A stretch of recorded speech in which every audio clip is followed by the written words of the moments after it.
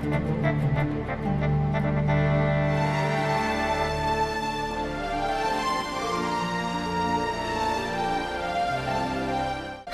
ازلی و حکمت چندین هزار ساله نیاگانمان است که از نخستین قدم‌های سنجیده و دانسته و استوار سازندگان جمهوری تاجیکستان نادرترین و پرارزشترین دستاوردها استقلالیت دولتی و وحدت ملی فراهم آمد. این دو سند سرنوشت ساز شبیه بالهای توانای ملت باعث پروازهای بلند روز افزون گردید، زیرا محور آن اندیشه ملی همچون جوهر متحد ساز و وحدت آفرین بود.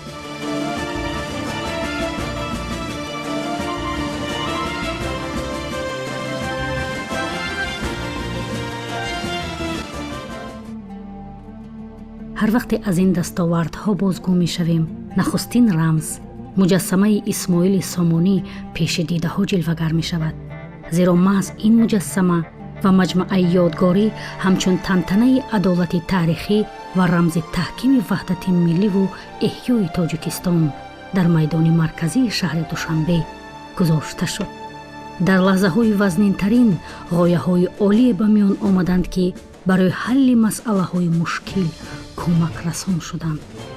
آمادگی به جشن 1100 سالگی دولت سامانیان با وجود وضع دشوار اقتصادی و قدم‌های نه آنقدر آسان در راه بحران به اندازه استقرار صلح و تحکیم صلح در تاجیکستان دوره خودشناسی ملی گردید. با تجلیل این سنه حیات معنوی تاجیکستانیان نفسی تازه گرفت. سبب چیست که یکی از بزرگان ملت، مردم، خلق یا دولت یا یک سرزمین در یکان دوره انتخاب کرده می شود و همه به همون رو میارن و برای خود یک ایدئال بسیار بزرگ همون را می سازن. برای خود بسیار مردمانی هستند که از تاریخ خود می جویند چون این شخص آیا می یابند یا نمی یابند. بعد می گیرن یک نفر را که بسیار مشهور است و بیشتر برای این کار سازندگان دولت یا که متحد کننده مردم خلق که در سرگه او قرار دارد یا با واسطه جنگ ها که در عالم مشهور شده است میبینن و یک از این را انتخاب میکنن و بسیار مردمانی هستند که ندارند آدمی که با او افتخار کنند. خب بعد میگیرن یک نفر مقایسه میکنن، یک نفر میگیرن. اما برای ملت تاجیک، ملتی که در دنیای قدیم سخت مشهور است، در عصرهای میانه به نهایت مشهور است و چندین بزرگ از علم تا سیاست چنان زیاد است که از میان اینا انتخاب کردن برای ما بسیار مشکل بود. در اول دوره‌ای که استقلال به دست آورد برای ما مرد لازم بود که از دانش، از سیاست، از همه جانب باید که ورزیده می بود. باید که تمام تمدن ملت تاجیک یعنی که قبل از اسلامی فرهنگ اجدادی را باید زنده میکرد با پررگی و جهان از او حرف میزد و این نفر اسماعیل سامانی بود که ما او را قبول کردیم. یک سرچشمه واقعی خودشناسی ملی قبل از همه بنیاد دولت صاحب استقلال، وحدت ملی، رو آوردن به گذشته پر افتخار، حفظ تمدن و میراث فرهنگ نیاگان و پاس خاطر شخصیت‌های توانا و فرزندان بزرگ ملت می باشد. مردمان دیگر با خونخوارترین سروران خود افتخار میکنند. هیکل‌های بزرگ ساخته شده است از چنگیز، از تیمور فرض کردیم که اینها هزارها، دهها هزار، صدها هزار، میلیون ها را کشته اند، همه را به خاک خون کشیدند، صدها شهر، هزارها دهه ها را به خاک خون یکسان کردند. با اونها افتخار میکنند. ما با چنین مرد زیبا چرا افتخار نکنیم؟ ما به گذشته برای تقویت روح سازندگی бузургдошти хотираи нахуст аҷдоди роҳкушои мо ки дар тӯли таърих ба иқдомҳои нав камар баста ба дастовардҳои бузург ноил гаштанд рӯ овардем. бузургтарин коре ки исмоили сомонӣ кард ба воситаи дин, ба воситаи забон, ба воситаи анам тамаддуни баланде ки дошт, ба анамун восита тамоми қавмҳои ориёиро, қавмҳои ориёии мусулмоншударо, фарз кардем бохтарӣ аст, суғдӣ аст, хоразмӣ аст, сиистонӣ аст, мозандаронӣ аст, шерозӣ аст, ҳамаи ҳамина як ҷо ҷамъ кард ба воситаи як таълимот, як забон, забони адабии бузурга ба вуҷуд овард, китобӣ кард ҳамаро. яъне ки ҳамин миллат ба вуҷуд омад. устод ғафуров ҳам мегӯяд ки дар ана ҳамин давра аст ки баъд аз корҳое ки исмоили сомонӣ анҷом дод дар миёнаҳои давлати сомониён миллати бузурги тоҷик шакл гирифт ва номаш китобӣ шуд дар ҷаҳон. ин кори бузурге аст ки исмоили сомонӣ барои ин миллат анҷом дод ва то абад ин миллат ки ҳаст он ном ҳам дар радифи ин меравад ва ҳаст ва дар ёдҳо ҳама вақт мемонад. асосгузори сулҳу ваҳдати миллӣ, пешвои миллат, президенти ҷумҳурии тоҷикистон эмомалӣ раҳмон бо зарурати таърих огаҳӣ ва таърихнигории истиқлолро ба миён овардан бевосита асари бунёдиашонро бо номи тоҷикон дар оинаи таърих таълиф намуданд ки дар таърихшиносии миллӣ ва ҳатто дар омӯзишу баррасии таъриху тамаддуни ориёӣ дастоварди бузург буд. аз ин сиёсати хиратмандонаи меъмори сулҳу ваҳдат ғояи меъмории ин меҳвари воқеии ваҳдату истиқлоли мо ба вуҷуд омад. идеяи аз нав бунёд кардани таърихи давлатдории исмоили сомониён ҳатман ба сармеъмор, ҳайкалтарош, нависанда, шоир ва таърихшиноси миллати тоҷик, сарвари давлат эмомалӣ раҳмон тааллуқ дорад. ман боварӣ комил дорам ки дар як замини аҷдодии тоҷикон 1100 сол лозим буд ки чунин як исмоили сомонӣ дар симои сарвари давлат эмомалӣ раҳмон пайдо шавад. ҳисси ифтихори миллӣ, ватандӯстӣ, дарки моҳияти давлатдории миллӣ бо тамоми рамзҳояш ҳанӯз бо шири модар дар ҷону хиради ҳар як фарди ин миллати покгӯҳар маво гирифта аз насл ба насл мегузарад. вақте фармони ҷаноби олӣ дар бораи ҷашнгирии 1100-солагии давлати сомониён пайдо шуд, бовар кунед тамоми эҷодкорон аз хурсандӣ рӯҳбаланд шуданд ки мо даст ба таърихи гузашта мезанем. ин ҳатман фикру ақидаи ҷаноби олӣ буд ки мо як ҳайкале созем ки он ҷавобгӯи на фақат имрӯза, балки 50 солу 100 солаи гузашта бошад. барои ҳамин ҳам эҷодкорон аз тарафи меъмороне ки дар гурӯҳи эҷодии мо буданд шабу рӯз дар бораи шаҳрсозӣ, на фақат дар бораи ҳайкал, балки дар бораи ояндаи пойтахти тоҷикистон мо фикрандешии худро равон кардем. барои ҳамин ҳам мумкин ки дар ҳамон вақт, дар ҳамон замон чунин лоҳия, чунин ҳайкал ба назари аксарияти мардум вазнин тофта бошадам, лекин имрӯз мо умедвор ҳастем ки мардуми тоҷикистон он азобу он уқубате ки он эҷодкорон, он сохтумончиҳо аз тарафи худашон бунёд карданд, имрӯз ҷавобгоҳ мебошад. мо вақте ки аз китобхонаи миллӣ мебароем рӯ ба рӯи мо маликушуъаро абу абдуллоҳи рӯдакӣ қомат афрохтааст ки моро ба ҳамон ёди бӯи ҷӯи мулён мерасонад. агар мо ба самти чапамон назар афканем, шоҳиди он мешавем ки парчами бузургтарини ҷаҳон ки дар кишвари мо аст қомат афрохтааст. вақте ки мо андак боз ба чаптар нигоҳ мекунем, боз нигоҳ мекунем ки яке аз рамзҳои дигари давлатдории мо, нишони миллии мо қомат афрохтааст. муқаддас ҳастанд, ба мисли модар, ба мисли ватан, ба мисли эътиқод, ба мисли қалб, ба мисли муҳаббат. ما با چشم خرد به این مقدسات نگاه میکنیم.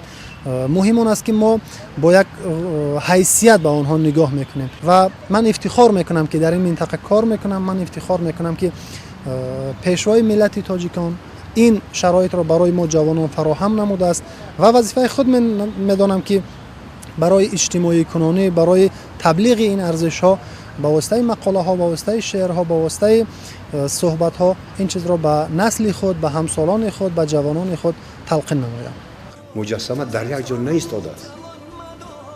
هیکل مجسمه اسماعیل سامانی از 1100 سال برآمده به طرف ما آمده ایستاده است.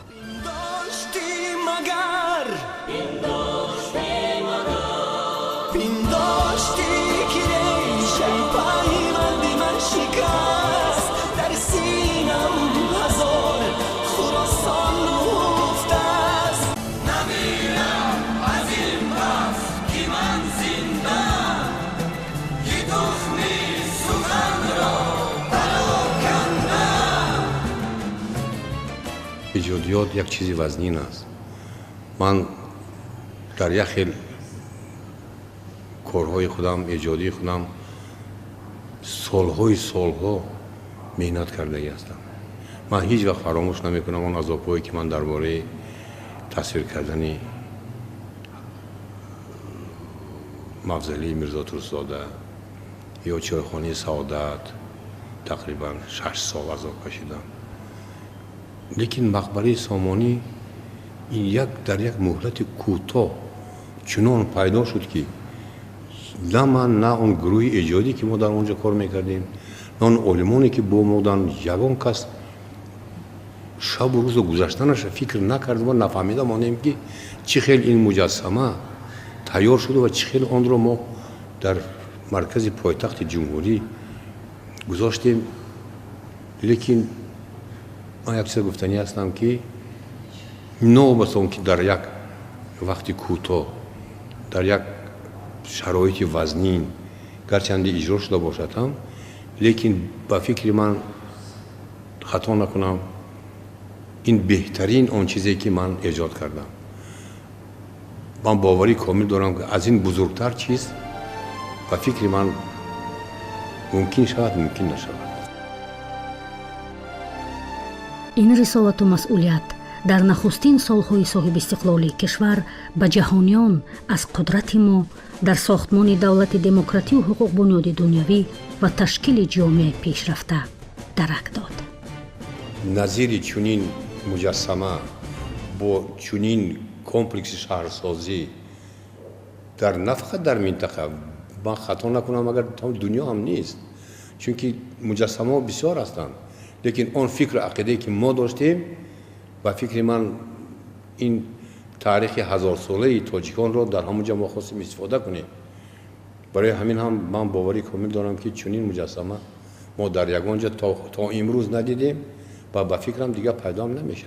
از نگاه خصوصیت‌های ملی میگویید یا اینکه از نگاه هم از نقطه نظر ملی و هم از نقطه نظر اینترنشنالی و هم از نقطه نظر صلح دوستی چنین هیکل، چنین مجسمه نیست در یگان منطقه. مجسمه شاه اسماعیل سامانی در قلب پایتخت تاجیکستان، یعنی که در قلب تاجیکستان یک نماد آزادی، استقلالیت و مجسمه هویت ساز برای جوانان تاجیکستان می باشد.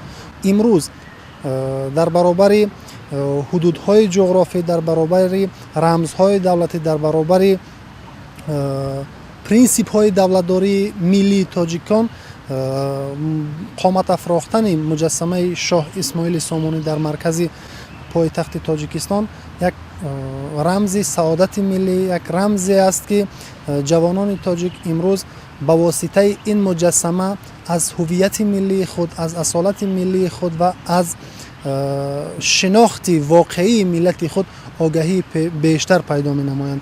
امروز با واسطه این مجسمه ما درک می نماییم که این ملت از عمق قرنها تا امروز در نتیجه رقابت ها، در نتیجه مبارزه ها توانسته است که یک دولت واقعا هم دوست داشتنی و یک سرزمین واقعا هم بهشتی را برای نسل های امروزه به میراث گذارد. اینک аз равзанаи 26-умин солгарди истиқлолият рошан мебинем ки созандагони ин ватан бо убури душвориҳои сангини сиёсиву иқтисодӣ даст ба падидаҳои эҳёгарӣ заданд. ба хотири зиндагардонии ному корнамоиҳои ниёгони бузургонамону ба сохтмони як силсила иншооти азим оғоз бахшиданд. дар фарози қуллаи мақсуд қуллаи баландтарини тоҷикистонро ба номи исмоили сомонӣ марбут донистанд. аз ноҳияи марказии пойтахт то шаҳраку хиёбону кӯчаҳои ноҳияҳову вилоятҳои ҷумҳуриро исмоили сомонӣ номгузорӣ намуда асъори миллӣ ва ҷоизаи бонуфузи илмиро барои ҷавонони саодатманди кишвар сомонӣ гуфтанд.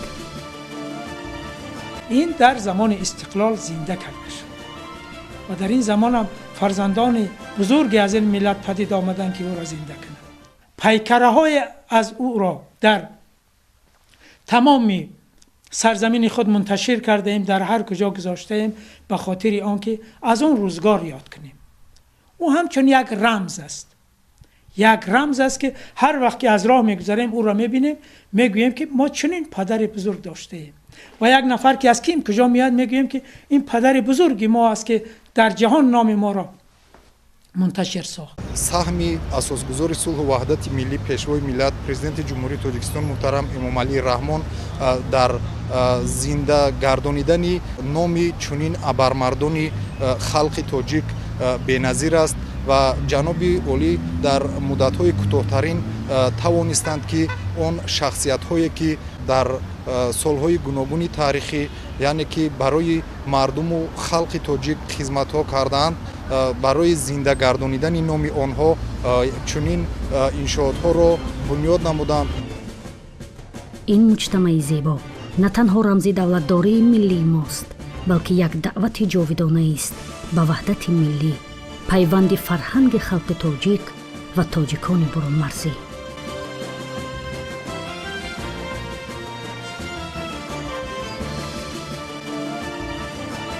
вақте ки озмуна эълон кардану аксарияти доварон лоиҳаи худашонро пешниҳод карданд, аз тарафи раиси комиссияи тадорукӣ пешниҳод шуд ки ҳамаи лоиҳаҳоро дар музеи беҳзод пешниҳод кунанд, дар ҳамон ҷо монанд ки мардуми Душанбе ва аксарият меҳмононе ки дар Душанбе иштирок доранд, меҳмонӣ доранд, рафта фикру ақидаҳои худро пешниҳод кунанд.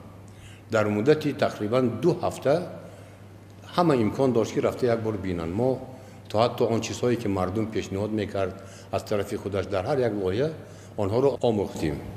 тақрибан зиёда аз 10 лоиҳа зиёд пешниҳод шуд аз тарафи доварон. новобастан ки дар ҳамон вақту замон чунин лоиҳаро пешниҳод кардан амри маҳол буд, лекин аксарияти эҷодкорон бо як рӯҳияи баланди худ ба ин кор даст заданд ва боварӣ комил дорам ки мумкин ки дар таърихи тамоми озмудҳое ки дар Тоҷикистон буд, ин беҳтарин озмуде буд ки мардум ташналаб иштирок карданд. сарҷамъиву созандагии мардуми мо ба истиқлолияту ваҳдати пурарзиш қудрату камол бахшид. дастгирии аҳли ҷомеа аз сиёсати пешгирифтаи раҳбарияти давлат ва ҳукумати ҷумҳурӣ ба мо болу пар бахшид ва барои фатҳу кушоишҳои нав ба хотири ободиву пешрафти ватани азизамон қуввату илҳом бахшид. шодравон Камол Садриддинович Айнӣ, Шодравон Мухторов археолог, доктор академик, Ниматов, Раим Маасов, меъморони таърихшунос Майдинова Гузел, Мамаҷанова Салия, Муқимов Рустам, бисёр шабу рӯз мо дар фикру ақида будем ки чӣ тавре кунем ки як чизе бунёд кунем ки он такрор надошта бошад дар дунё ва коре кунем ки дигар хатогӣ накунем. ҳатман аз тарафи он меъморони иҷодкор ман бояд ҳатман гӯям ки бисёр хизмати калон кард Сироҷиддин Зуҳуриддинов додари ман, меъмори бисёр хуби республика, мугин хато накунам, Шодравон, Икром Сайфиддинов, Зафар Юсупов, Мавлуда Одилнаева, гурӯҳи эҷодӣ мо аксарияте аз шогирдони худам иборат буд. бо мо шабу рӯз дар фикру ақидаи ҳамун тайёр кардани ин маҷмӯа будем, тайёр кардани он лоиҳаи ин маҷмӯа будем. барои ҳамин ҳам вақт ки танг буд, барои мо дигар на рӯз буду на шаб буд. шаб рӯз дар хизмати ҳамин эҷодӣ будем ки ҳамина дар вақташ мо итмом кунем ва ба ғайр аз мо бояд коре кунем ки дар оянда хато накунем.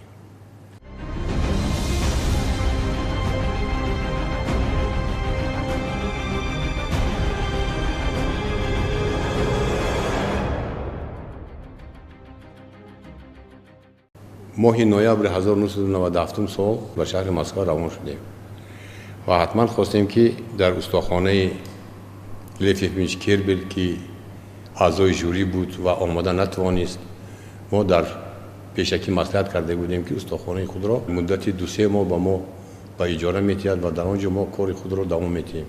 сад афсӯс ки вақте ки мо он ҷо омадем, Лев Ефимович Кербел дар бемористон буданд. он кас дидан ва гуфтанд ки агар ин хел ки бошад дар бемористон хорафтани ман афсӯс ягон ақлу фаросати мардум намегирад, ман ҳатман пагоҳ дар устохона мешавам ва ваъда метиҳам ки устохона дар ихтиёри шумо мешавад ва шумо он ҷо коротонро давом медиҳед. яъне ки лоиҳа он касро мутаҳайир сохтанда? ҳатман он кас гуфтанд ки чунин муҷассамаро ман надида будам ва боварии комил дорам ки агар ки худо насибам кунаду бо шумо ягон иштирок кунам, ман хушбахтарин одам худамро ҳисоб мекунам. гуфтанд ки тамом устохона дар иҷозати шумо чӣ коре мекунед кунед, агар аз ман ягон чиз лозим бошад, ман ҳатман тайёр ҳастам ки ба шумо кӯмаки худро расонам, чунки чунин муҷассамаро ман бори аввал дида истодаам.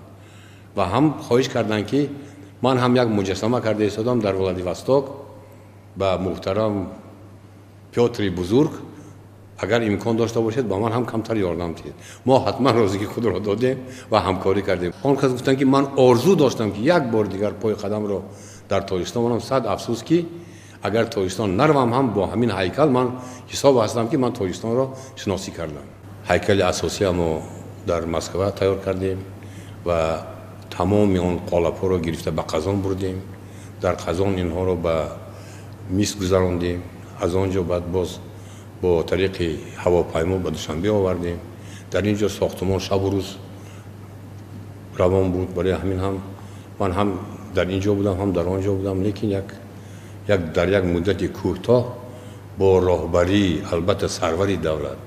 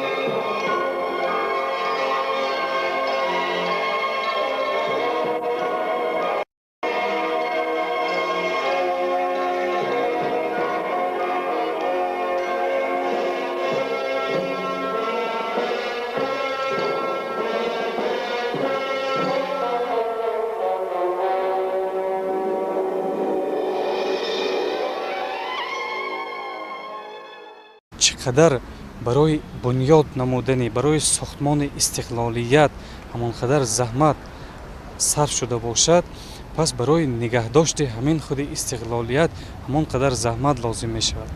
از این رو مجسمه که برای خلق تاجیک ایدئال است، آرمان‌های خلق ما را نشان می‌دهد، ایدئال‌های خلق ما را نشان می‌دهد که ما آن را در سیمای مجسمه اسماعیل سامانی می‌بینیم.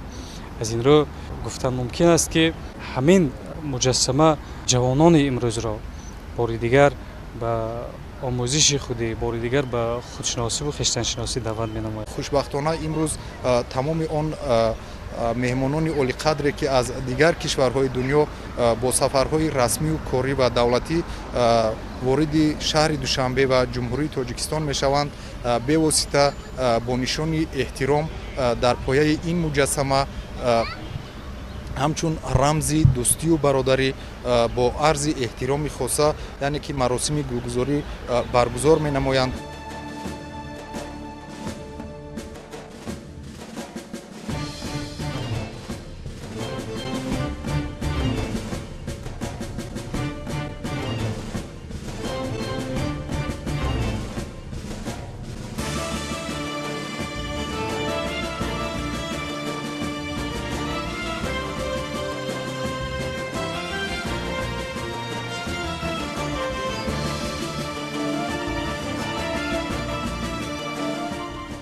хиради азалӣ ва ҳикмати чандин ҳазор солаи миллатамон буд, ки тавассути он тоҷикон худро ҳамчун миллат ҳифз кардаанд, фарҳанги оламшумул офариданд ва дар асри 20 боз ба соҳибистиқлолӣ расиданд.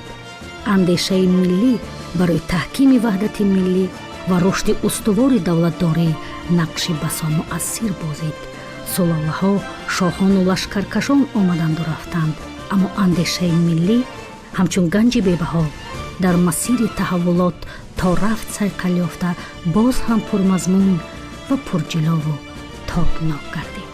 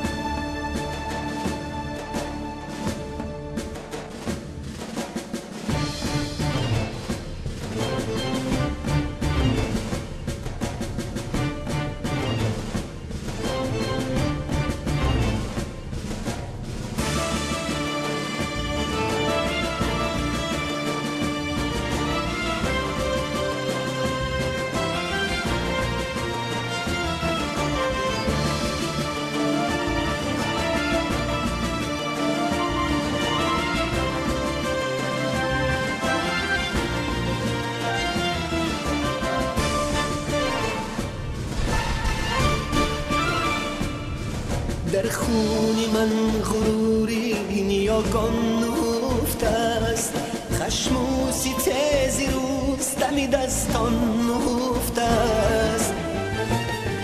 در خون من غروری نیاگان نهفته است، خشم و ستیزی روز دمی دستان نهفته است. در تنگنای سینه حسرت کشیدم، گهواره بصیرت مردان نهفته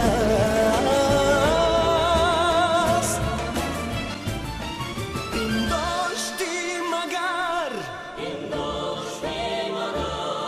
پنداشتی که ریشه پیوند من شکست، در سینم هزار خراسان نهفته است. پنداشتی که ریشه پیوند من شکست، در سینم هزار خراسان نهفته است.